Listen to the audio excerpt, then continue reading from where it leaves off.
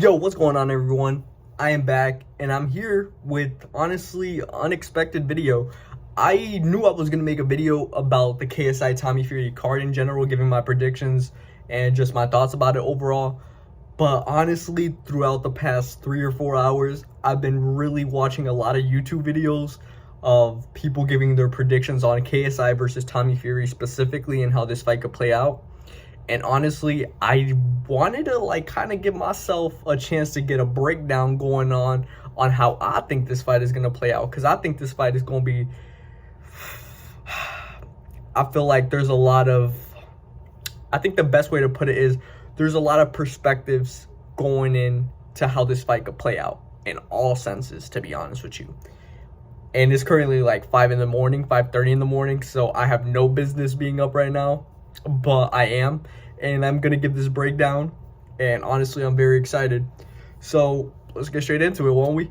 KSI versus Tommy Fury. KSI, I've been watching him fight ever since his first fight with Joe Weller, which was in February 2018, I believe. Me and my boy Isaac actually were watching that fight on the PS4 mic. We were watching it on YouTube, and I saw him win when honestly I thought Joe Weller was gonna win that fight, to be honest. But I was so surprised with KSI's work ethic and how he really prevailed in that fight, and going on to him facing Logan twice, I know winning the second fight. Even his streak of wins coming up to going into this fight, obviously the Fournier, the elbow was accidental, but temper, the 2 fights in one night with Pineda and Swarms, you really got the sense that with every fight that he's come out with, you've seen improvement, massive improvement to say the least. And it really makes you think okay, this guy has knocked out his opponents, but we haven't seen him go to deep waters. The only time we've seen KSI go to deep waters was with Logan in 2019 in the second fight. And obviously that was 4 years ago. A lot has changed, and KSI has gotten tremendously better, no doubt about it. And you really think that we haven't seen his full capabilities of going all rounds with a real fighter, with a boxer like Tommy Fury.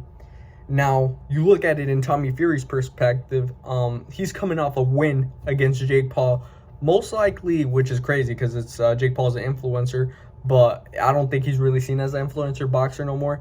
But KSI, what's it called?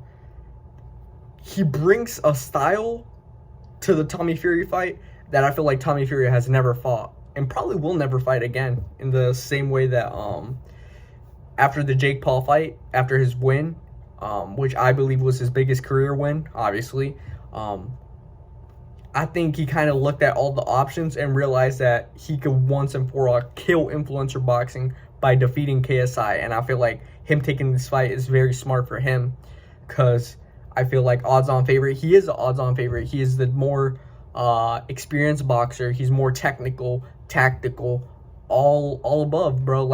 He really has the biggest chance of winning this fight, whether it's stopping KSI or just straight up outclassing him with pure technical boxing for 6 or 8 rounds. I'm not sure what it is. I think it's 6, but if it's 8, I'll put it. And it's 8 rounds. I don't know, but yeah.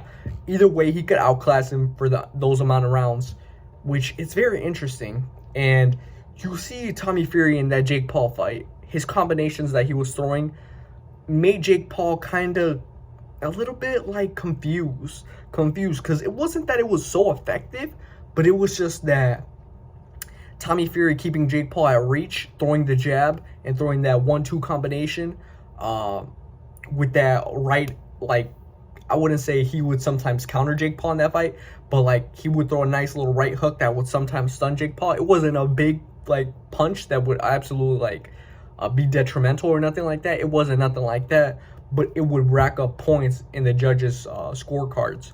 Obviously, in that fight, though, Jake Paul dropped Tommy Fury with the jab, and I feel like that also had to do with Tommy Fury just being a little bit off balance going into later rounds.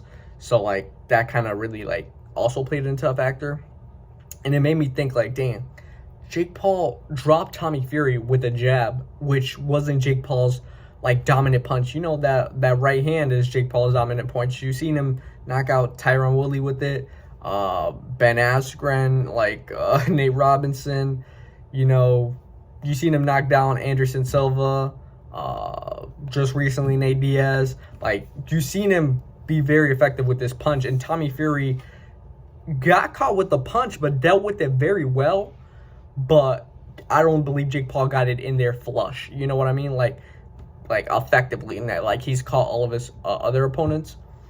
And when it comes to power in this fight, you've seen with Fournier, you've seen with Temper, KSI has, not the elbow, but before the elbow happened with Fournier, KSI caught Fournier with a nice overhand. Obviously, KSI's main punch. And KSI caught him with the overhand, kind of stunning Fournier and kind of getting him off balance. And even with Temper got caught with another overhand. I think it was a left, actually. But in general, KSI's overhands could really show and be a big X factor in this fight. Because I know KSI said that he's either going to win this fight between two ways, unanimous decision or KO. And honestly, it's so hard to see like a chance of him winning by unanimous decision in my eyes, because as much as I believe KSI could dominate rounds, when it comes to Tommy Fury just easily going with combinations, I think Tommy Fury has a better chance of just attacking with small combinations like he did with the Jake Paul fight and repeating his style and just kind of playing it out in that aspect. However, I do believe Tommy Fury's defense is not that great, because Jake Paul caught him with some shots that Tommy Fury could have easily defended.